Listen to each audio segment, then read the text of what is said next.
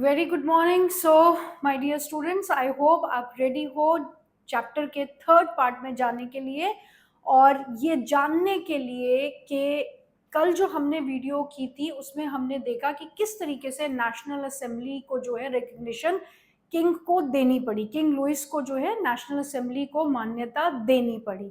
तो अब आज वाले जो हम पार्ट में समझेंगे वो हम ये जानेंगे कि क्या किंग इतनी आसानी से मान गया या उसने और भी कुछ एफर्ट्स लगाए अपने पावर को वापस लेने के लिए। So third part of the video जिसमें आज हम करने वाले हैं फ्रांस अबॉलिशेस मोनार्की। क्लियर? कल हमने किया एस्टैब्लिशिंग कॉन्स्टिट्यूशनल मोनार्की, आज है France अबॉलिशेस monarchy and becomes Republic. ये बहुत बड़ी बात है बच्चों, रिपब्लिक बनना, क्योंकि Republic means democratic based principles पे बनी हुई गवर्नमेंट। Is it clear? तो अब फ्रांस में मोनार्की जो है वो अबॉलिश हो गई है। किस तरीके से हुई, क्या सर्कमस्टांसेस थे जो अल्टीमेटली फ्रांस में मोनार्की को टोटली अबॉलिश कर दिया गया? Right? The situation in France continued to be tense during the following years। कि कल हमने जहां तक हमने पढ़ा था, हमने लास्ट छोड़ा था कि फ्रांस जो है कॉन्स्टिट्यूशनल मोनार्की बन गया है। एग्जीक्यूटिव, लेजिस्लेटिव और जुडिशरी, इनके बीच में पावर्स को जो है डिवाइड कर दिया गया है। नेशनल असेंबली ने ये सब कुछ किया है। तो क्या इससे सिचुएशन संभल गई या आगे और सर्कमस्टांसेस खराब हुए तो किस वजह से खराब हुए? Is it clear? So the situation in France continued to be tense during the following years. Although Louis XVI had signed constitution, he entered into secret negotiation with King of Prussia. Is it clear? Prussia, Austria, ये सारे आसपास के ही areas थे। और क्योंकि France का जो राजा था किंग लुइस, उसकी वाइफ एंटोनियो मैरी एंटोनेट जो है वो ऑस्ट्रिया की थी, तो जाहिर सी बात है कि वो दामाद वाली फीलिंग इनको आ रही थी। तो इन्होंने क्या किया कि कॉन्स्टिट्यूशन को रिकग्नाइज, नेशनल असेंबली को और उनके बनाए कॉन्स्टिट्यूशन को रिकग्नाइज करने के बाद किंग लुइस शांत नहीं बैठ पाया, क्योंकि ऑब्वियस सी बात है उसके सारे पावर्स उससे छीन लिए गए। एग्जीक्यूटिव, लेजिस्लेचर, जुडिशरी उसके सर पे बिठा दिया गया। एक वीटो पावर सिर्फ उसको दे दी गई जो कि हैंडीकैप तरीके का पावर था। क्लियर? वो उसको अपनी मर्जी से किस तरीके से यूज नहीं कर सकता था, क्योंकि अल्टीमेटली पावर तो लेजिस्लेचर और जुडिशरी के पास ही चले गए थे। तो राजा के हाथ से जब पावर्स छिन जाएंगे तो वो शांत थोड़ी ना बैठेगा। तो किंग लुइस ने भी एक सीक्रेट नेगोशिएशन का क्या मतलब होता है कि एक षड्यंत्र रचा, एक सीक्रेट कॉन्स्पिरेसी की, एक षड्यंत्र रचा जिसमें उन्होंने आसपास के राज्य प्रुशिया और ऑस्ट्रिया के लोगों से वहां के राजा के साथ जो है एक षड्यंत्र की तैयारी की।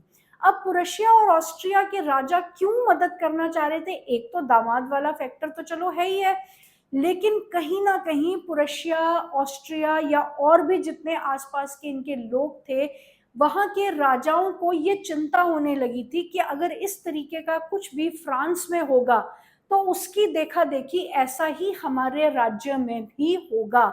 इसलिए फ्रांस का जो अपहीवल है, जो रिवोल्ट यहाँ पे अकर कर रहे हैं, उनको यहीं के यहीं रोकना जरूरी है। इसलिए उन्होंने किंग लुइस की मदद करने को वो राजी हो गए। Is it clear? So constitution को साइन करने के बाद he entered into a secret negotiation with king of Prussia.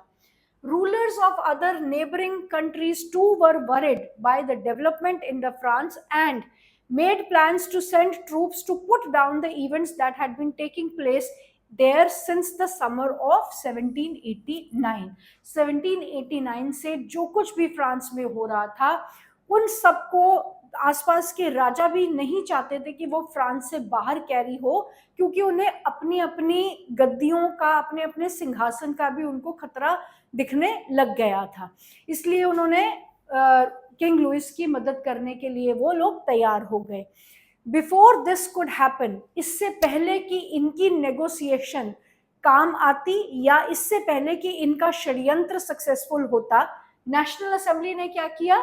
National assembly voted in April 1792 to declare war against Prussia and Austria. National assembly ने वॉर डिक्लेयर कर दी पुरशिया और Austria के against, के पहले जो राजा कॉन्स्पिरेसी कर रहा है वो षड्यंत्र सक्सेसफुल होने से पहले ही नेशनल असेंबली ने पुरशिया और ऑस्ट्रिया के अगेंस्ट वॉर घोषित कर दी. अब इस वॉर में किसने हिस्सा लिया? Right, thousands of volunteers thronged, thousands of volunteers. National assembly तो आम लोगों ने ही बनाई थी ना, तो अब यहाँ पर इनके अंडर कोई मिलिट्री तो थी नहीं, तो जो आम जनता है, हजारों की तादाद में वो आम जनता जो है स्ट्रीट्स पे, गलियों में निकल के आई, मतलब सड़कों पे निकल आई कि हम लड़ेंगे. वॉलंटियर, वॉलंटियर मीन्स किसी के कहने, पहले तो फोर्सफुल कॉन्स्क्रिप्शन होता था, पहले उन्हें जबरदस्ती भेजा जाता था, लेकिन अब वो अपनी आजादी के लिए खुद आगे लड़ने के लिए आए. वॉलंटियर बेसिस पे. थ्रॉन्ग्ड मीन्स के भर देना, जैसे बाढ़ आ जाती है लड़ने वालों की, पूरी सड़कें जो है भर गई. वॉलंटियर बेसिस पे लोग जो है अपनी मर्जी से अपने देश के लिए, अपनी आजादी के लिए लड़ने के लिए आगे आए. Thronged from the provinces to join the army. They saw this as a war of people against king and aristocracies all over the Europe. कि इन लोगों ने जब ये लड़ने के लिए तैयार हुए तो उन्हें ये ऐसा नहीं लग रहा था कि सिर्फ हम अपने लिए लड़ रहे हैं, इन्हें ऐसे लग रहा था कि जहां जहां पर भी यूरोप में, जहां जहां पर भी मोनार्कियल रूल चलता है, हर उस इंसान के लिए हमें इस लड़ाई को लड़ना है. Is it clear? Aristocracies means जो एलिट सेक्शन होती है सोसाइटी की, उन्हें एरिस्टोक्रेट्स कहा जाता है.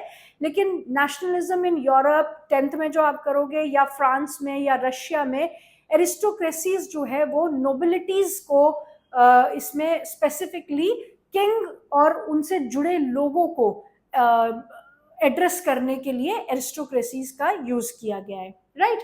सो among the patriotic songs they sang was the Marseillaise, composed by poet Roger de la Ace. Marseillaise. अब आपने देखा कि जिस तरीके से आप देखोगे कि जो सोल्जर्स हैं वो वॉर पे जाते हैं, तो उनको एक हाई स्पिरिट रखने के लिए कोई ना कोई ऐसी चीज़ें वो कंपोज की जाती है, जैसे नेशनल एंथम्स होते हैं या नेशनल सॉन्ग्स होते हैं, जैसे वंदे मातरम है.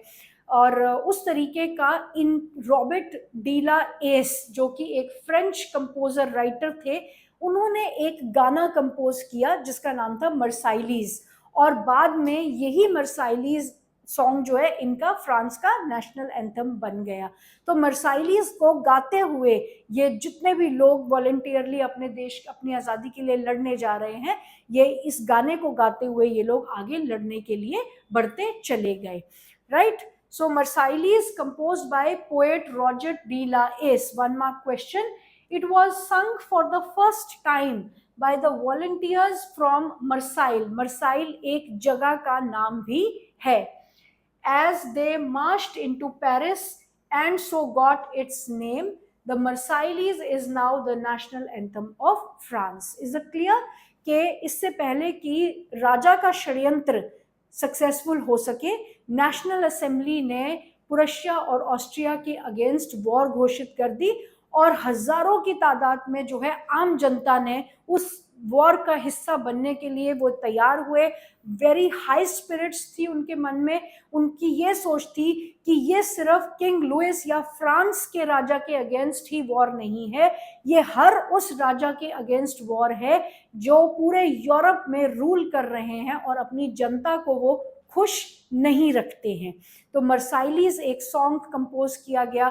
उसके अलावा भी आप देखेंगे आगे जब आप पढ़ोगे तो आपको पता चलेगा नेशनल एंथम, नेशनल सिंबल्स को जो है क्रिएट किया गया, नेशनल फ्लैग्स बनाए गए, और क्या कहते हैं उसको, अलग अलग तरह की एलिगरी का इस्तेमाल किया गया जिससे कि लोग इंस्पायर हो सके.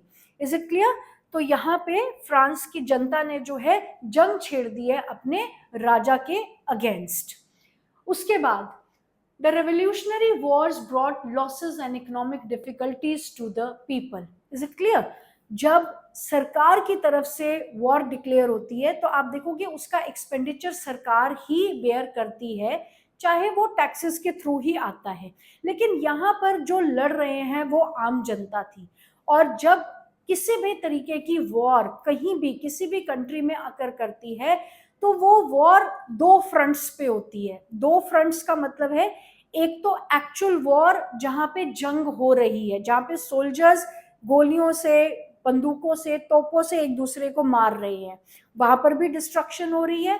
दूसरा, जो सोल्जर्स के फैमिली मेंबर्स है, घर वाले हैं, इज इट क्लियर, ना सिर्फ सोल्जर्स के घर वाले बल्कि आप देखोगे पूरी की पूरी इकोनॉमी जो है वो डाइवर्ट कर दी जाती है वॉर गुड्स की तरफ। क्लियर, प्रोडक्शन है इंडस्ट्रीज में, वो वॉर गुड्स बना रहे हैं। रोजमर्रा की जिंदगी की जो सप्लाईज है, फूड सप्लाईज है, उनको डाइवर्ट कर दिया जाता है। तो इट इज नॉट ओनली कि सिर्फ वॉर फ्रंट पे लॉसेस होते हैं, और दूसरी हर लेवल पे भी कंट्री में इकोनॉमी वाइज भी बहुत सारे लॉसेस होते हैं। तो उसी तरीके के लॉसेस इन रेवोल्यूशनरीज को भी देखने पड़े कि एक तो जंग लड़ रहे हैं, दूसरा इनका पैसा खत्म हो गया, इनकी फूड शॉर्टेज हो गई, इनकी जो फैमिलीज थी उनको बहुत सारी दिक्कतों का सामना करना पड़ रहा था। So losses and economic difficulties to the people while the men. अब ये देखिए कि जब मेन मीन्स जो मर्द हैं इनके घर के, ये लोग तो जंग लड़ रहे हैं, लेकिन इनकी औरतें जो पीछे घर संभाल रही थी were away fighting at the front. Women were left to cope with the task of earning a living and looking after their families. Is it clear कि जब यहाँ पर आप देखोगे कि वॉर पे जो है मेल मेंबर्स चले गए हैं, तो जाहिर सी बात है कि फैमिली की रिस्पॉन्सिबिलिटी जो है वो फीमेल्स पर आ गई है। तो मेल मेंबर्स वॉर फ्रंट पे लड़ रहे हैं, लेकिन सोशल और इकोनॉमिक फ्रंट पे जो है वो फीमेल्स को लड़ना पड़ रहा है अपनी फैमिलीज को चलाने के लिए। Large sections of the population were convinced that the revolution had to be carried further, as the Constitution of 1791 gave political rights only to the richer section of the society. अब यहाँ पे क्या है कि ज्यादा से ज्यादा लोगों को ये लगता था कि हमें इस जंग को यहाँ पर खत्म नहीं करना है, रोक नहीं सकते, क्योंकि नेशनल असेंबली जब फ्रेम हुई तो आपने देखा वहां पे वोटिंग राइट्स के लिए सिर्फ एक्टिव सिटीजन्स को अलाउ किया जा रहा था। तो जब इक्वालिटी एस्टैब्लिश हो रही है सोसाइटी में और इक्वालिटी पूरे तरीके से एस्टैब्लिश ना हो तो उसको इक्वालिटी नहीं माना जा सकता। तो लार्जली लोगों को ये लगता था कि हमें अभी इस जंग को आगे चला के रखना पड़ेगा, क्योंकि पूरे तरीके से हर इंसान को पूरा अधिकार नहीं मिला है। और अभी जो एक्टिव सिटीजन थे, they were the prosperous people of the society. वो थर्ड एस्टेट के लोग थे, लेकिन वो आर्टिजन्स, रिच आर्टिजन्स थे, एजुकेटेड लोग थे। जो रियल पुअर पिजेंट्री थी उनको तो अभी भी अधिकार नहीं मिल पाए थे। तो कहीं ना कहीं आम जनता जो रेवोल्यूशनरी के रूप में जंग लड़ने के लिए सामने आए थे, उन्होंने कहा कि हम यहाँ नहीं रुक सकते, क्योंकि अभी पूरे तरीके से हमें आजादी और इक्वालिटी नहीं मिल पाई है।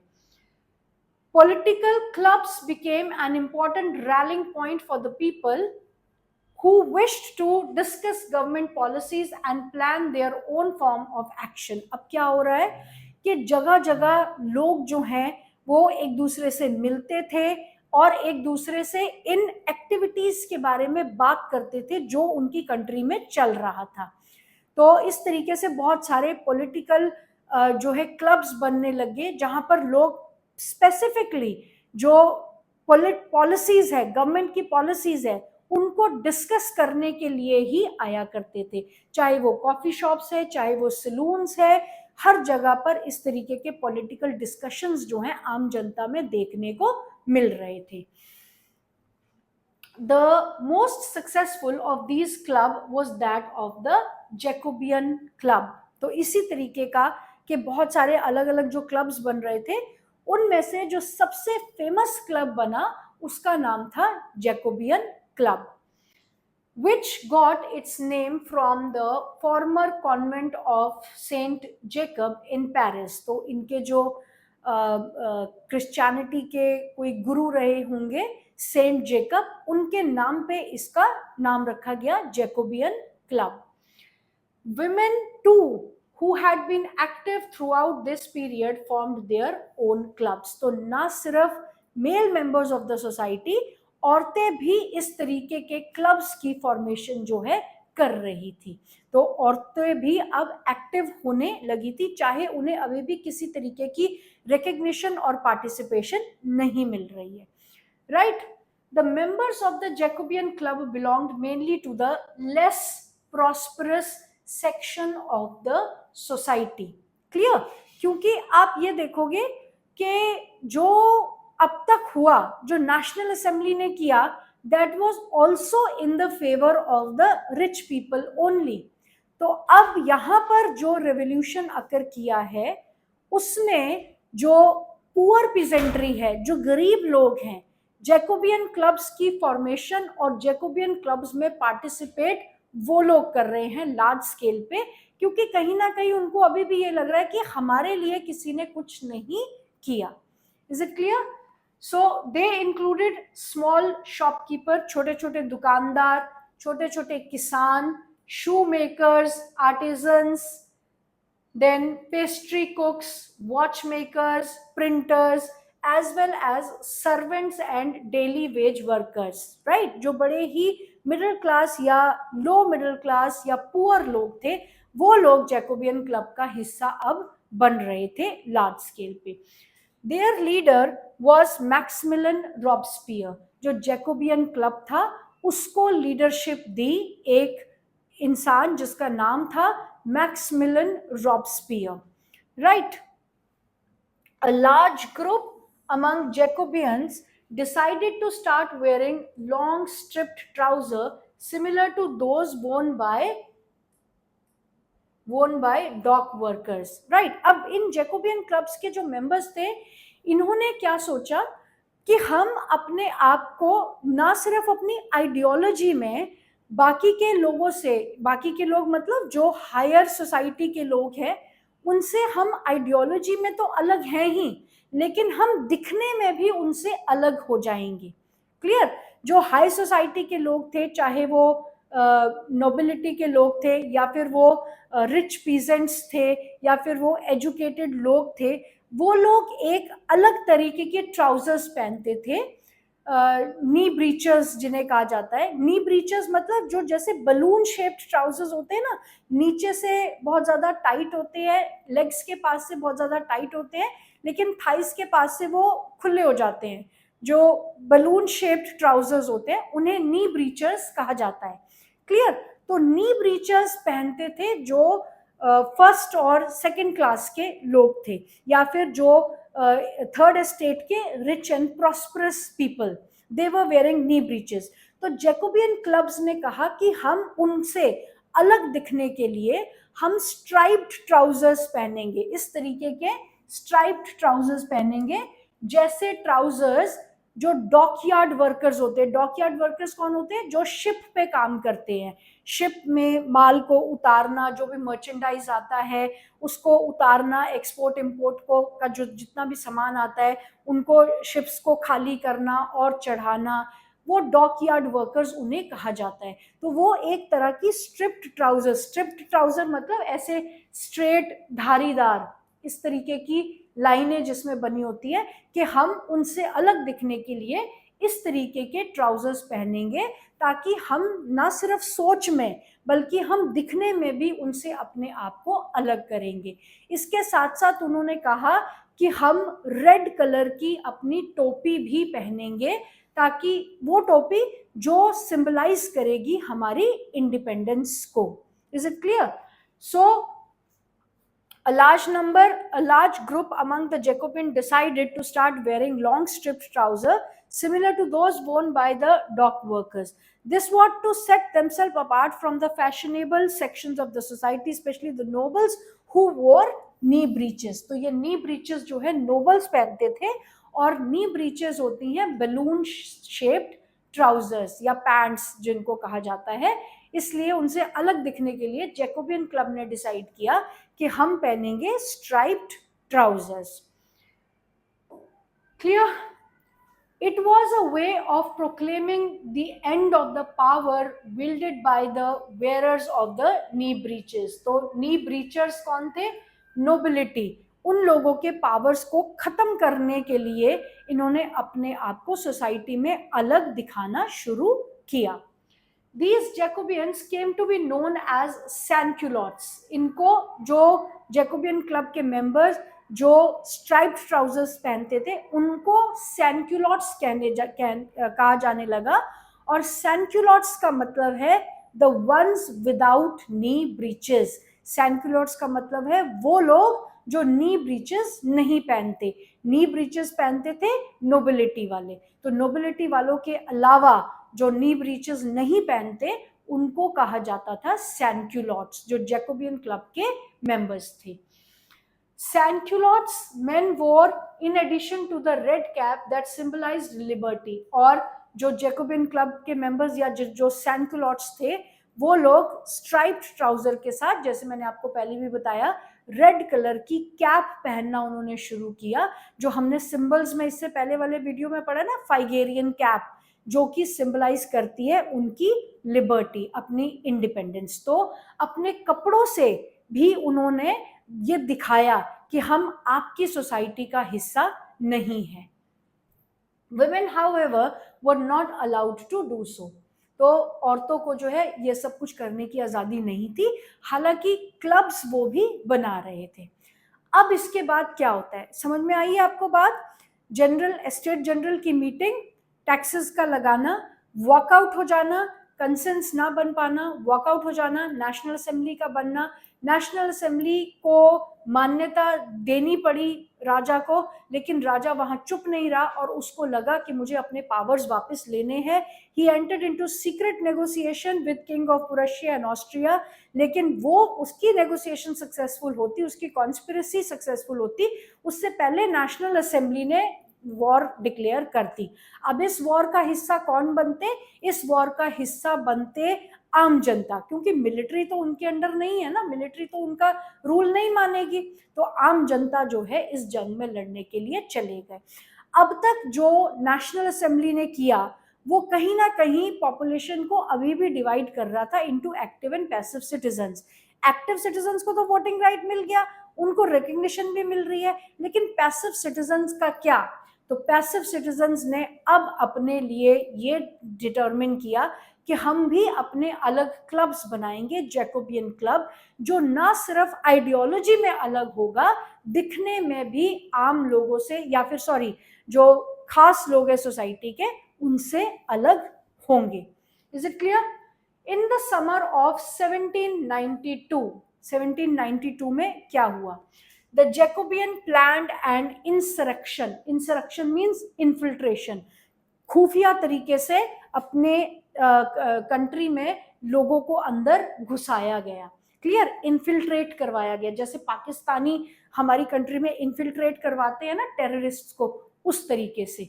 तो यहाँ पर जैकोबियन क्लब्स ने क्या किया? इन्होंने नंबर ऑफ पर्शियंस, बाहर के लोग नहीं थे, पेरिस के ही लोग थे, क्योंकि वो लोग गुस्साए हुए लोग थे, वो ऑलरेडी राजा के खिलाफ उनके अंदर बहुत गुस्सा था. तो पेरिस के लोगों को बुलाया गया, who were angered by the short supplies and high prices of food. ये वो गुस्साए लोग थे जो मतलब राजा के अगेंस्ट थे. तो जैकोबियन क्लब ने उन लोगों के साथ मिलकर जो है क्या किया? On the morning of August 10th August 1792 को they stormed the Palace of Tuileries.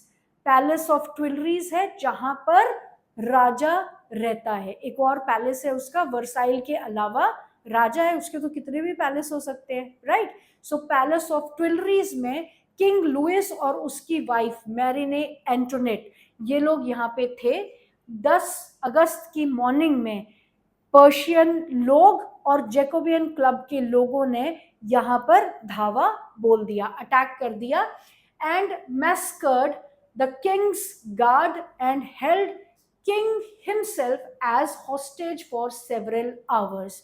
Clear? के जो पैलेस ऑफ ट्विलरीज है उसके ऊपर अटैक किया, मैस्कर किया, गार्ड्स को मतलब मारा, लार्ज स्केल लोगों को मारा गया। मैस्कर क्या होता है? जब बहुत सारे लोगों को मारा जाता है, जैसे जलियांवाला बाग को भी एक मैस्कर बोला जाता है। तो वहां पर, लेकिन जलियांवाला बाग का कंपैरिजन हम यहाँ नहीं कर सकते, that was a brutal killing of innocent people, यहाँ पर हम उसका कंपैरिजन नहीं कर सकते। Clear? So massacred the king's guard, king के गार्ड को मार दिया गया और किंग और उसकी वाइफ को होस्टेज बना दिया गया। होस्टेज मतलब बंधक बना दिया गया। Later the assembly voted to imprison the royal family, और फिर बाद में जो नेशनल असेंबली है उन्होंने ये डिसाइड किया कि रॉयल फैमिली को जो है जेल में डाल दिया जाएगा। तो अल्टीमेटली टॉपिक क्या था स्टार्टिंग में हमारा? France अबॉलिशेस monarchy. Is it clear? तो यहाँ पे आप देख रहे हो ना कि किस तरीके से राजा का तख्ता पलट कर दिया गया। जैकोबियन क्लब ने इंसरेक्शन प्लान किया और पर्शिया के लोगों ने, जो पेरिस के लोग हैं, उन्होंने मिलकर जैकोबियन क्लब्स के साथ जो है राजा को राजगद्दी से हटा दिया, उसको बंदी बना दिया गया। बाद में क्या हुआ? Elections were held from now all, no, later the assembly voted to imprison the royal family. Okay, elections were held. From now on, all men of 21 years and above, regardless of wealth, got right to vote. अब एक बार फिर से election हुए और जो नई assembly बनी थी उन्होंने ये डिसाइड किया कि अब जैकोबियन क्लब के साथ है ना असेंबली, पहले तो जैकोबियन क्लब के मेंबर नहीं थे, पहली असेंबली में तो सिर्फ रिच प्रॉस्परस फार्मर्स या फिर एजुकेटेड लोग थे। अब जो है पुअर पिजेंट्री भी इसका हिस्सा है। तो उन्होंने एक बार फिर से इलेक्शन करवाए और इस बार जो है 21 इयर्स ऑफ एज के जो मेन है, विमेन अभी भी इसका हिस्सा नहीं है। Clear? So 21 years of main के जो मतलब जो मेल मेंबर्स है सोसाइटी के, चाहे उनके पास प्रॉपर्टी है चाहे नहीं है, उनको वोटिंग राइट्स दे दिए गए। The newly elected assembly was called convention. National assembly, उसके बाद क्या बनी है? Convention. Is it clear? Convention कहा गया इसको। On August 21 September 1972 it abolished the monarchy and declared France as a republic. तो ये जो न्यूली इलेक्टेड कन्वेंशन थी, जिसमें एक्टिव पैसिव सिटीजन्स का डिफरेंस खत्म कर दिया गया था। नेशनल असेंबली में भी औरतों की कोई भागीदारी नहीं थी, कन्वेंशन में भी औरतों की कोई भागीदारी नहीं थी, लेकिन एक्टिव और पैसिव सिटीजन का डिफरेंस यहाँ पर खत्म कर दिया गया था। इन लोगों ने फ्रांस से मोनार्की को कंप्लीटली अबॉलिश कर दिया और फ्रांस को रिपब्लिक घोषित कर दिया गया। रिपब्लिक वो फॉर्म ऑफ गवर्नमेंट होती है जहां पर गवर्नमेंट को इलेक्ट करती है जनता। Is it clear? As you know, a republic is a form of a government where people elect the government, including head of the government. Clear? There is no hereditary, यहाँ पर कोई भी hereditary rule नहीं चलता, जैसे India भी एक Republic है। Is it clear? लुइस 16, अब लुइस 16 के साथ क्या हुआ? Louis 16 was sentenced to death by the court on charge of treason. Louis 16 पे केस चलाया गया और उनके ऊपर ट्रिजन के आरोप लगाए गए। ट्रिजन क्या होता है? एंटी नेशनल, अपने देश के जो खिलाफ जाता है उसके अगेंस्ट चार्जेस लगाए जाते हैं ट्रिजन के। तो ट्रिजन के चार्जेस जो है उनके अगेंस्ट प्रूव हो गए और उनको डेथ सेंटेंस दे दी गई। Death sentence means he was to be killed, he was to be executed. On January 21st, 1793, he was executed publicly at Palace de la Concorde. The Queen Marine Antoinette met with the same fate shortly after. तो जब judgement पास की गई कि उनके खिलाफ treason के जो charges हैं वो प्रूव हो जाते हैं, तो किंग को पब्लिकली एग्जीक्यूट किया गया। एग्जीक्यूट मतलब उनको मार दिया गया। और उस वक्त एक डिवाइस होती थी गुलेटाइन। गुलेटाइन क्या होता है? आई शो यू, मतलब exactly I show you the pictures later on. अभी इस तरीके के दो ब्लेड्स होते हैं और इसके बीच में जो है वो सर रखा जाता है इंसान का और उसके सर को ऐसे काट दिया जाता है दो ब्लेड्स के बीच में रख के। ये डॉक्टर गुलिटाइन ने बनाया था, इसलिए इस डिवाइस का नाम भी गुलिटाइन ही कहा गया। तो जब उनके खिलाफ ट्रिजन प्रूव हो गया तो किंग लुइस को पब्लिकली एग्जीक्यूट कर दिया गया और उनकी रानी का भी यही हशर हुआ। मैरिने एंटोनेट को भी एग्जीक्यूट कर दिया गया। आई होप यहां तक आपको क्लियर हो गया है। Is it clear? National assembly, active passive citizen थे वहां पर। उसके बाद बने जैकोबियन क्लब। जैकोबियन क्लब ने इंसरेक्शन प्लान किया आम जनता की मदद से और पेरिस के ही लोगों की मदद से, और इन्होंने किंग को ट्विलरीज के पैलेस में बंदी बना दिया। बाद में इलेक्शन करवाए गए जो कि एक नई कॉन्स्टिट्यूशनल बॉडी बनाई गई जिसका नाम था कन्वेंशन। कन्वेंशन में एक्टिव और पैसिव सिटीजन्स का डिफरेंस जो है वो खत्म कर दिया गया और अब 21 years of age and above सारे मेन, चाहे उनके पास प्रॉपर्टी है चाहे नहीं है, वो लोग वोट कर सकते हैं। और इन्होंने डिसाइड किया कि जो राजा है जिसको बंदी बना लिया गया है उसको उसके अगेंस्ट ट्रिजन का केस चला के उसे बिहेड कर दिया जाए। सिमिलरली मैरिने एंटोनेट को भी बिहेड कर दिया गया।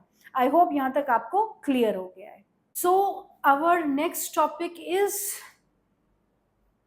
Rain of terror. Reign of terror, REIGN, ये रिजीन भी होता है लेकिन इसे प्रोनाउंस किया जाता है रेन ऑफ टेरर। इसका मतलब है एक time period. Is it clear? Rain of terror means खौफ का एक साल, जिसमें कि आप देखोगे कि 1793, बार बार 1993 बोला जाता है, ओके, 1793 से लेकर जो 1794 एक साल का जो समय था वो बहुत ही लाइक स्ट्रिक्ट डिक्टेटरशिप का जैसा समय फ्रांस में आया। आपने पिछले वीडियो में समझा ना कि किस तरीके से जैकोबियन क्लब जो है, जो थर्ड एस्टेट के रियल जो पुअर पीपल थे, पुअर पिजेंट्री थी, जो लैंडलेस लेबर्स थे या किसी भी तरीके से गरीब लोग थे, उन्होंने एक लीड रोल लिया था कन्वेंशन बनने से पहले। जैकोबियन क्लब्स के फॉर्म में बहुत एक्टिवली उन्होंने पार्टिसिपेट किया कंट्री की पॉलिटिक्स में। Is it clear? क्योंकि वो चाहते थे कि इक्वालिटी जो है वो ट्रू सेंस में एस्टैब्लिश होनी चाहिए और ऐसे में जैकोबियन क्लब्स जो हैं जगह जगह स्प्राउट अप होने लगे और जैकोबियन क्लब का लीडर था मैक्सिमिलियन रॉब्सपियर। तो अब जो कन्वेंशन गवर्नमेंट बनी उसमें हेड कर रहा था मैक्सिमिलियन रॉब्सपियर। क्लियर? तो ये जो रेन ऑफ टेरर है ये मैक्सिमिलियन रॉब्सपियर के एक साल के रूल के बारे में बताता है कि वो कितना खौफनाक एक साल था। किस तरीके से? लेट अस सी। 3 नंबर का क्वेश्चन आता है, 5 नंबर का क्वेश्चन आता है, what was rain of terror? So 1793 to 1794 is referred to as reign of terror. Robespierre followed the policy of severe control and punishment. Is it clear? कि Jacobin club का जो leader था Maximilian Robespierre, he was heading the government. इसने बहुत ही severe, बहुत ही strict policy अपनाई जिसमें कि सवियर एंड स्ट्रिक्ट पनिशमेंट्स दी जाती थी। किसको दी जाती थी वो अभी हम पढ़ेंगे। All those whom he saw as being enemies of the republic, ex-nobles and clergies, members of their other political parties, even member of his own party who did not agree with his methods. Clear?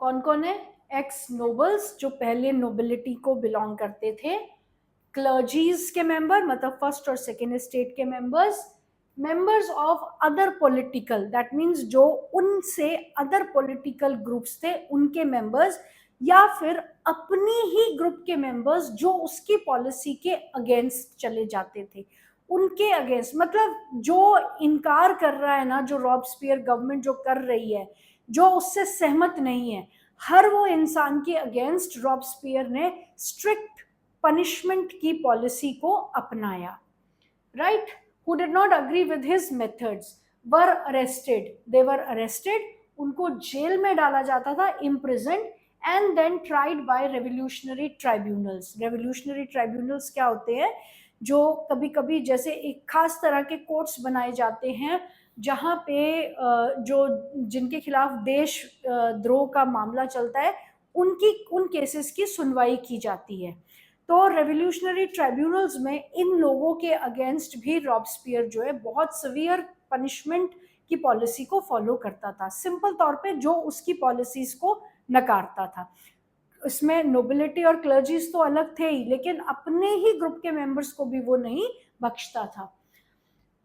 If the court found them guilty, they were guillotined. The guillotine is a device. 1 mark question आता है यहाँ पे. What is guillotine? Is a device consisting of 2 poles and a blade with which a person is beheaded. It was named after Dr. Guillotine, who invented it. Is it clear? तो जब उनके tribunal में उनके cases चलते थे और उनके cases जो है वो रॉबस्पियर गवर्नमेंट जीत जाती थी, तो अक्सर ऐसे लोगों को जो रॉबस्पियर के अगेंस्ट बोल रहे थे उन लोगों को अक्सर गुलेटाइन कर दिया जाता था। गुलेटाइन के बारे में मैंने आपको पहले भी बताया, it was a punishment that was given to people at that time, जिसमें उनके सर जो है इट वाज बिहेडेड, उनके सर काट दिए जाते थे। एक डिवाइस होता था जिसके बीच में एक ऊपर और एक नीचे ब्लेड लगी हुई है और यहाँ पे ऐसे सर को रख के ब्लेड्स को आपस मतलब इस तरीके से कन्वर्ज करते हुए वो कट जाते थे सर। Is it clear? और क्योंकि ये डॉक्टर गुलेटाइन ने इन्वेंट किया था इसलिए इसका नाम भी गुलेटाइन ही रखा गया। It was named after Dr. Guillotine, who invented it. Robespierre government issued laws placing maximum ceiling on the wages and prices. अब आप देखो कि चाहे वो बड़ी severe तरीके से रूल कर रहे हैं, पनिशमेंट बहुत स्ट्रिक्ट देते हैं, लेकिन उन्होंने कुछ अच्छे लॉज भी बनाए जिससे एक टाइम में फ्रेंच सोसाइटी में इक्वालिटी एस्टैब्लिश करने की कोशिश की गई। क्लियर? सो यहाँ से अलग आपका 3 नंबर का क्वेश्चन आता है, what were the reforms introduced by Robespierre government. तो रॉबस्पियर गवर्नमेंट ने क्या क्या किया? Laws placing maximum ceiling on the wages and prices. That means कि हर जो लेबर है, जो किसी भी तरीके की लेबर करता है, उसको एक वेज से कम आप नहीं पे कर सकते। आज भी आपने देखा ना कि लेबर जो होते हैं, जो दिहाड़ीदार होते हैं, उनकी दिहाड़ी जो उनकी डेली वेज है वो गवर्नमेंट फिक्स करती है ताकि लोग उन्हें एक्सप्लॉइट ना कर सके। कोई 150 पे लगा रहा है, कोई 200 पे लगा रहा है, कोई 300 पे लगा रहा है और काम उनसे सारा दिन का लिया जा रहा है। Is it clear? तो गवर्नमेंट ने आज भी और रॉबस्पियर ने भी एक मिनिमम वेज डिसाइड कर दी कि इससे कम जो है लेबर्स की वेज नहीं होगी। उसी तरीके से कमोडिटीज के प्राइसेस भी डिसाइड कर दिए गए कि ये कमोडिटी इस प्राइस से हायर रेट पे नहीं बेची जा सकती। Clear? This was number 1, this was number 1 reform. Number 2 क्या था? Meat and bread were rationed. Meat and bread, आपको पता है ना कि मैक्सिमम जो फॉरेन कंट्रीज है वहां पे जो नॉन वेजिटेरियन डाइट है वो उनकी स्टेपल डाइट है। क्लियर? और ब्रेड भी हमने पिछले टॉपिक्स में भी पढ़ा है कि ब्रेड भी उनकी स्टेपल डाइट का हिस्सा था। तो मीट और ब्रेड को जो है राशन कर दिया गया। राशन मतलब कि ये सस्ते दामों में इजीली अवेलेबल होंगे गवर्नमेंट डिपोज पे।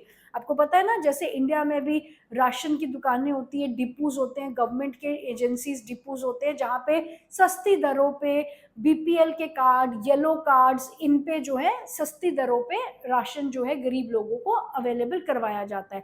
तो उसी तरीके से क्योंकि मीट और ब्रेड स्टेपल डाइट है फ्रेंच कंट्री की, तो मीट और ब्रेड दोनों को ही राशन प्राइसेस पे अवेलेबल करवाया जा रहा था। सेकेंड रिफॉर्म था ये। Third reform, peasants were forced to transport their grains to cities and sell it at the prices fixed by the government. आपको याद है पिछले टॉपिक्स में हमने होर्डर्स के बारे में पढ़ा था, जो अनाज की आर्टिफिशियल स्कार्सिटी क्रिएट करते थे मार्केट में। आर्टिफिशियल स्कार्सिटी क्रिएट होती है ना कि जो अनाज आ रहा है उसको स्टॉक कर देंगे और जब उसकी सप्लाई कम हो जाएगी, कम होगी मार्केट में, तो उसकी डिमांड बढ़ती जाएगी, प्राइसेस बढ़ते जाएंगे और फिर वो तब निकालते हैं उस सामान को जब उनके प्राइसेस बहुत हाई हो जाते हैं। तो ऐसे लोगों को स्पेक्युलेटर्स, होर्डर्स कहा जाता है। तो इनको मतलब पीजेंट्स को ये ऑर्डर दिया गया कि आप डायरेक्टली अपनी जो भी उपज है उसको आप डायरेक्टली मार्केट में लेकर आओगे ट्रांसपोर्टेशन के थ्रू, और जो प्राइसेस गवर्नमेंट ने फिक्स किए हैं उन प्राइसेस में अपने अनाज को बेचोगे। दैट मीन्स मिडल मैन को बीच से हटा दिया गया। ये मिडल मैन होते हैं जो प्रॉफिट्स लेते हैं, अनाज किसान उगाता है, लेकिन मिडलमैन जो हैं उनको थोड़ी बहुत फैसिलिटी देकर उनका अनाज खुद ले लेते हैं और फिर हायर प्राइसेस पे बेचते हैं। तो मिडलमैन को जो है एलिमिनेट कर दिया गया बीच में से।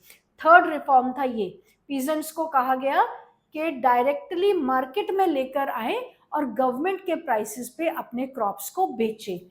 The use of more expensive white floor was forbidden. All citizens were required to eat the plain bread। अब इसका क्या मतलब है कि कहीं ना कहीं सोसाइटी में आप देखोगे हर तरह की डिस्क्रिमिनेशन होती है ना, कि कम प्राइस के राइस है वो पुअर लोग ले लेते हैं, जो जिनकी अफोर्डेबिलिटी नहीं होती वो बासमती राइस नहीं ले सकते।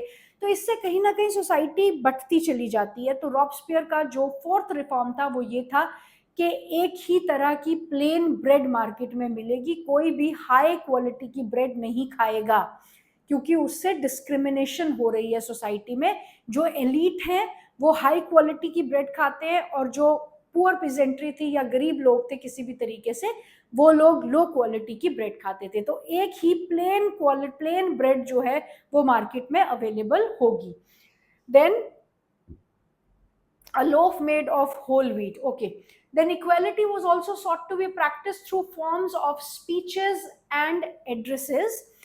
फॉर्म्स ऑफ स्पीचेस मतलब कि जिस तरीके से लोगों को एड्रेस किया जा रहा है, स्पीचेस दी जा रही है, उसमें भी इक्वालिटी के बारे में काफ़ी कुछ बोला जा रहा है, ताकि हर इंसान की समझ में जो लैंग्वेज आती है, जैसे लोकल लैंग्वेज है जो भी वहाँ की, उनकी भाषा में उन्हें समझाया जाए कि इक्वालिटी एस्टैब्लिश करना बहुत ज़रूरी है और हर फॉर्म में इक्वालिटी होना ज़रूरी है। Instead of traditional monsieur, sir and madame, all the French men and women were henceforth citoyen and citoyenne।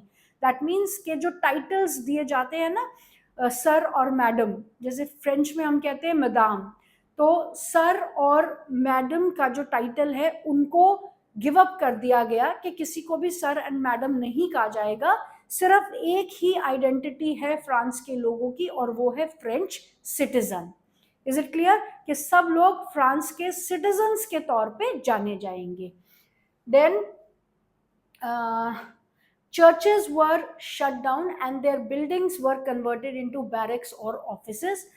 जिस तरीके से पहले चर्चेस को कॉन्फिस्केट कर लिया था, उसी तरीके से अभी भी जितने भी चर्चेस थे, क्योंकि उन्हें पता है कि क्लर्जीज हैं वो सोसाइटी को बांट रहे हैं, तो चर्चेस को जो है बंद कर दिया गया और उस प्रॉपर्टी को कन्वर्ट कर दिया गया आर्मी के रहने के लिए, बैरक्स बना दिए गए। राइट।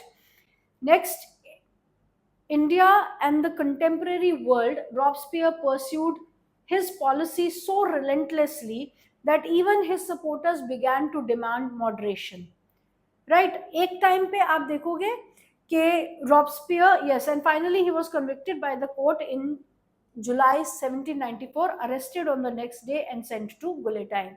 So एक टाइम पे ये जितनी रिफॉर्म्स थे, इनके अलावा, इनको छोड़ के देखो, रिफॉर्म्स पॉजिटिव थे, सोसाइटी के बेनिफिट में थे, लेकिन जिस तरीके से रॉबस्पियर ने रूल किया, तो रॉबस्पियर के अपनी ही पार्टी के मेंबर्स को ये लगता था कि बहुत ज़्यादा स्ट्रिक्ट है और बहुत ज़्यादा डिक्टेटर है अपनी प्रैक्टिसेस में, डिक्टेटरशिप दिखाता है अपनी प्रैक्टिसेस में, जिस वजह से रॉबस्पियर के ऊपर ही जो है वो केस चला दिया गया और उसको भी गुलेटाइन कर दिया गया। इतने रिलेंटलेसली वो अपनी पॉलिसी को फॉलो कर रहा था, सिवियर पनिशमेंट एंड कंट्रोल की पॉलिसी को, कि उसके अपने ही पॉलिटिकल ग्रुप के मेंबर्स उसके अगेंस्ट हो गए and he was ultimately executed in July 1794। Is it clear? इसे कहा जाता है रेन ऑफ टेरर का पीरियड, जिसमें कि जो भी लोग रॉबस्पियर की पॉलिसी के अगेंस्ट बोलते थे उनको किसी ना किसी तरीके के केस उन पे चला के, ट्रिजन का केस उन पे चला के उन्हें गुलेटाइन कर दिया जाता था। लेकिन उसके बावजूद बहुत से ऐसे रिफॉर्म्स इंट्रोड्यूस किए रॉबस्पियर ने जो कि प्रेजवर्दी थे। Is it clear? इसके बाद क्या हुआ? अब रॉबस्पियर भी खत्म हो गया, इसके बाद क्या हुआ? Directory rule France. पहले मोनार्कियल रूल, फिर national assembly, and then convention, and now directory rule. Monarchial rule के टाइम पे एस्टेट्स जनरल एक बॉडी हुआ करती थी। उसके बाद टैक्सेस नहीं लगे, नेशनल असेंबली ने अपने आप को नेशनल असेंबली घोषित कर दिया। नेशनल असेंबली के भी तौर तरीके जो हैं वो सिर्फ प्रॉस्परस लोगों के लिए ही बेनिफिशियल थे, क्योंकि अभी भी एक्टिव और पैसिव सिटीजन का डिफरेंस मेंटेन था। नेशनल असेंबली को रिकग्निशन मिलने के बाद कॉन्स्टिट्यूशन ड्राफ्ट हुआ, किंग नहीं माना, कॉन्स्पिरेसी हुई, लेकिन अब लोगों ने, नेशनल असेंबली ने आम जनता के साथ मिलकर उसको, किंग को गुलेटाइन कर दिया। उसके बाद में क्या हुआ कि एक नेशनल असेंबली दोबारा से इलेक्ट की गई, और अब जो है जैकोबियन क्लब का जो मेंबर, कन्वेंशन की फॉर्मेशन हुई, और इस कन्वेंशन में जैकोबियन क्लब का जो लीडर है मैक्सिमिलियन रॉबस्पियर, उसका एक इम्पॉर्टेंट रोल प्ले किया। रेन ऑफ टेरर के बाद हम देखते हैं डायरेक्टरी रूल्स फ्रांस। अब जो है, क्योंकि एक बार फिर से आप देखो कि चाहे रॉबस्पियर जैकोबियन क्लब का मेंबर था, लेकिन कहीं ना कहीं वो कर तो वही काम रहा था जो मोनार्क ऑलरेडी कर रहा था। मोनार्क भी अकेले रूल करना चाहता था, वो अनडिस्प्यूटेड डिसीजन लेता था, किसी से पूछता ही नहीं था। ऐसे ही रॉबस्पियर भी अकेले डिक्टेटरशिप ही तो कर रहा था, डिक्टेटर की तरह ही तो रूल कर रहा था। तो फ्रांस के लोगों ने ये नहीं चाहा था कि एक बार फिर से डिक्टेटरशिप एस्टैब्लिश कर दी जाए, इसलिए रॉबस्पियर को भी गुलेटाइन कर दिया गया। Clear? The fall of the Jacobean government allowed the wealthier middle classes to seize the power. Clear? अभी क्या हुआ है? नेशनल असेंबली बनी, एक्टिव पैसिव सिटीजन थे। उनके बाद में जब कन्वेंशन आई तो पैसिव सिटीजन्स को भी वोट डालने का हक दे दिया गया। लेकिन और पैसिव सिटीजन्स जो गरीब तबका था, वो जैकोबियन क्लब्स के थ्रू बहुत एक्टिवली उन्होंने फ्रांस की पॉलिटिक्स में पार्टिसिपेट किया। लेकिन अब क्या हो रहा है? अब जब जैकोबियन गवर्नमेंट फॉल हो गई, तो जो वेल्दियर मिडिल क्लास था, मतलब जो थर्ड एस्टेट के वेल्दियर लोग थे, उन्होंने दोबारा से सीज कर दिया पावर को अपने हाथ में ले लिया। A new constitution was introduced which denied the vote to non-propertied sections of the society. तो अब एक और नए कॉन्स्टिट्यूशन का गठन किया गया, और इस कॉन्स्टिट्यूशन ने जो 21 इयर्स एज के लोगों को वोटिंग राइट दिया था ना जैकोबियन क्लब ने, कन्वेंशन ने, इन्होंने उस पावर को खत्म कर दिया, वापस ले लिया कि भैया आप नहीं वोट करोगे। Clear? It provided for 2 elected legislative councils. अब ये जो नया कॉन्स्टिट्यूशन बना, ये कहता है कि एक लेजिस्लेटिव काउंसिल नहीं होना चाहिए, 2 लेजिस्लेटिव काउंसिल्स होने चाहिए। आप देखो, यूजुअली गवर्नमेंट्स में होते ही 2 लेजिस्लेटिव काउंसिल्स है, एक अपर हाउस होता है, एक लोअर हाउस होता है। इंडिया में भी तो ऐसे ही है, लोकसभा एंड राज्यसभा, उनके पावर्स अलग रहते हैं। एक को अपर हाउस कहकर भी कम पावर्स दिए जाते हैं, एक को लोअर हाउस कहकर भी उनको ज्यादा पावर्स दिए जाते हैं। तो अब जो न्यू कॉन्स्टिट्यूशन फ्रांस में फ्रेम हुआ जैकोबियन क्लब के गिरने के बाद, उनकी भी यही सोच थी कि एक नहीं 2 लेजिस्लेचर्स होने चाहिए, 2 लेजिस्लेचर्स होने चाहिए। Is it clear? 2 लेजिस्लेचर्स होने चाहिए। उसके अलावा एग्जीक्यूटिव भी रहेगा, और उसके अलावा जुडिशरी भी रहेगी, पहले की तरह। जैसे पहले था कि एग्जीक्यूटिव भी था, राइट? पहले क्या था? जुडिशरी, एग्जीक्यूटिव और लेजिस्लेचर, इनके बीच में पावर्स जो है डिवाइड हो गए थे। एक्टिव सिटीजन्स ने वोट किया था, पैसिव सिटीजन्स वोट नहीं कर रहे थे। जैकोबियन क्लब्स ने पैसिव सिटीजन्स को भी वोट करवा दिया, राइट। 25 वाले यहां वोट कर रहे थे, यहां पे 21 के all main. Is it clear? इनको भी वोट करवा दिया और बनाए गई 3 bodies, legislature, executive and judiciary, और इनके साथ साथ था किंग। लेकिन कन्वेंशन ने किंग को तो खत्म कर दिया था, कन्वेंशन से पहले किंग खत्म हो गया था। अब जो डायरेक्टरी रूल कहता है, डायरेक्टरी रूल कहता था, डायरेक्टरी रूल क्या कह रहा है? अब नई एस्टैब्लिशमेंट हुई है, एक नया कॉन्स्टिट्यूशन बनाया गया है, और डायरेक्टरी रूल कहता है कि 2 लेजिस्लेचर्स होने चाहिए। Legislatures should be 2। उसके अलावा 1 executive body and 1 judiciary. Judiciary clear? और किंग यहां पे नहीं है, there is no king now. Is it clear?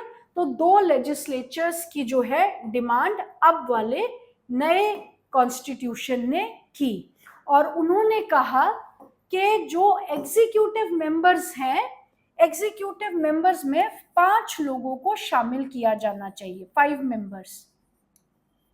5 members should be there in the executive part. Is it clear? 2 legislative, 5 members की एक executive body और एक judiciary। ये नए कॉन्स्टिट्यूशन का प्रोविजन था। Is it clear? It provided for 2 elected legislatures council. These then appointed directory and executive made up of 5 members. तो जो एग्जीक्यूटिव है उसको डायरेक्टरी कहा जाता है। एग्जीक्यूटिव कंसिस्टिंग ऑफ 5 मेंबर्स, उसको डायरेक्टरी कहा जाता है। और अब जो है डायरेक्टरी रूल करेगी फ्रांस पे उन 5 मेंबर्स के थ्रू। देखते हैं कैसे, right. This was meant as a safeguard against the concentration of power in one man executive as under the Jacobians. Clear? कि पहले क्या हो रहा था, जैकोबियन क्लब में रॉबस्पियर ही तो सबसे सब कुछ कर रहा था, सारे पावर्स उसी के हाथ में थे।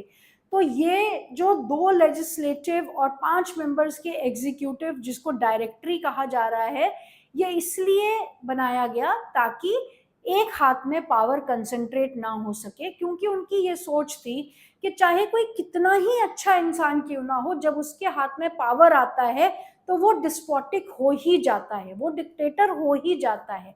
इसलिए हम पावर को डिवाइड कर रहे हैं, एक लेजिस्लेचर, एक जुडिशरी, एक एग्जीक्यूटिव के बीच में नहीं, बल्कि 2 लेजिस्लेचर, एक जुडिशरी और 5 मेंबर्स एग्जीक्यूटिव, जिसको डायरेक्टरी कहा जाएगा। Clear? Then, however, the directors often clashed with the legislative council, who then sought to dismiss them. The political instability of the directory paved the way for rise of military dictator Napoleon Bonaparte. अब ये इतना provision तो बना लिया कि 5 members executive के होंगे जो डायरेक्टरी रूल करेगा, 2 लेजिस्लेचर्स होंगे, एक जुडिशरी होगी। लेकिन अभी क्या हो रहा है कि अक्सर देखने को मिल रहा है कि एग्जीक्यूटिव और लेजिस्लेचर्स के बीच में कंसेंस ही नहीं बनती है, वो लोग आपसी सहमति पे कभी आ ही नहीं पा रहे हैं, जिस वजह से लेजिस्लेचर अक्सर एग्जीक्यूटिव्स को डिसॉल्व कर देता था।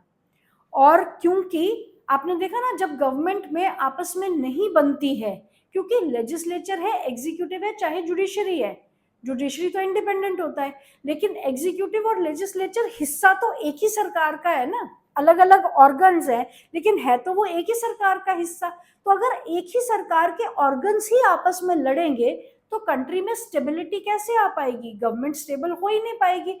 तो यहाँ पर भी इनस्टेबिलिटी आकर कर रही है पॉलिटिकल इंस्टेबिलिटी अकर कर रही है, जिसकी वजह से एक वैक्यूम, एक खालीपन क्रिएट हो गया। और ऐसे में नेपोलियन बोनापार्ट एक मिलिट्री रूलर के तौर पे वो राइज किया और पावर को उसने अपने हाथ में ले लिया। Is it clear?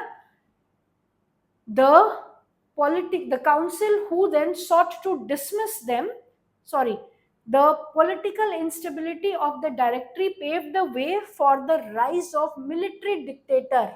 ये मिलिट्री का जो लीडर था Napoleon Bonaparte, he rose to the power and he took the power all in his hand. Through all these changes in the form of government, the ideals of freedom, equality before the law, and the fraternity remained inspiring ideals that motivated political movement in France and the rest of the Europe during the following century. तो अब इस topic का and कैसे होता है कि चाहे military rule एक बार फिर से फ्रांस में एस्टैब्लिश हो गया, कहीं ना कहीं जो डेमोक्रेटिक प्रिंसिपल्स की बात की जा रही थी वो आपस में लड़के ही इन लोगों ने खत्म कर दिए, लेकिन यहाँ पर जो बेसिक प्रिंसिपल्स थे, equality, no discrimination, everybody is equal before law, और फ्रेटर्निटी, भाईचारा, इन स्पिरिट्स को कोई भी खत्म नहीं कर पाया। और फ्रांस में चाहे दोबारा से आप जब क्लास 10th में पहुंचोगे और वहाँ पे नेशनलिज्म इन यूरोप पढ़ोगे तो आपको पता चलेगा कि दोबारा से फ्रांस में चाहे मोनार्कियल रूल एस्टैब्लिश हो गया, दोबारा हो गया था एस्टैब्लिश, लेकिन फिर भी इस बार के जो मोनार्कियल रूल था उसमें बहुत कुछ नया देखने को मिला और बहुत कुछ ऐसा था जो जनता के फेवर में था। Is it clear? I hope आपको सीक्वेंस समझ आ रही है। स्टॉर्मिंग ऑफ बेस्टाइल हुआ, उसके बाद वहाँ पर क्या कहते हैं जाना हमने कि क्या सोशल इकोनॉमिक पॉलिटिकल सेटअप था कंट्री का, फिर हमने स्टॉर्मिंग ऑफ बेस्टाइल पे फ्लैशबैक करके हम दोबारा वहीं पर पहुँचे, उसमें हमने कॉन्स्पिरेसीज के बारे में जाना, उसमें हमने नेशनल असेंबली की फॉर्मेशन देखी, नेशनल असेंबली में भी डिस्क्रिमिनेशन थी, तो पहले जनरल स्टेट थी, स्टेट जनरल थी, फिर नेशनल असेंबली थी, फिर कन्वेंशन बनाई गई, फिर उसके बाद में डायरेक्टरी रूल हुआ और डायरेक्टरी रूल भी सक्सेसफुल नहीं रहा, इसके एग्जीक्यूटिव और लेजिस्लेचर मेंबर आपस में लड़ते रहे और इस इनस्टेबिलिटी की वजह से यहाँ पर दोबारा से मिलिट्री रूल एस्टैब्लिश हो गया। लेकिन ये मिलिट्री रूल काफ़ी हद तक इसने जो बेसिक प्रिंसिपल्स थे, इक्वालिटी, फ्रेटर्निटी, ब्रदरहुड और नॉन डिस्क्रिमिनेटरी प्रैक्टिसेस, इन पे कॉम्प्रोमाइज नहीं किया। Is it clear? तो कहीं ना कहीं काफ़ी हद तक फ्लेक्सिबिलिटी हमें देखने को मिली। ये है end of part 3। Now we will meet with new topic in part 4। Till then, God bless you all.